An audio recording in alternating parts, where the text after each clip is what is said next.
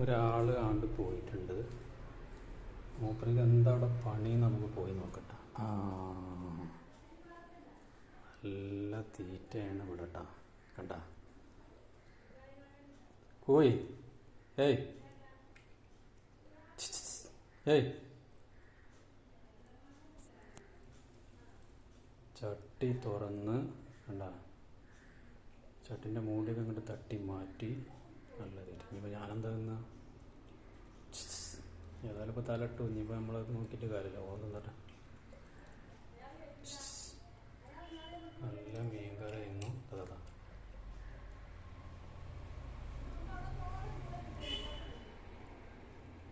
ഡോ കോയ്. ഏയ് കോയ്.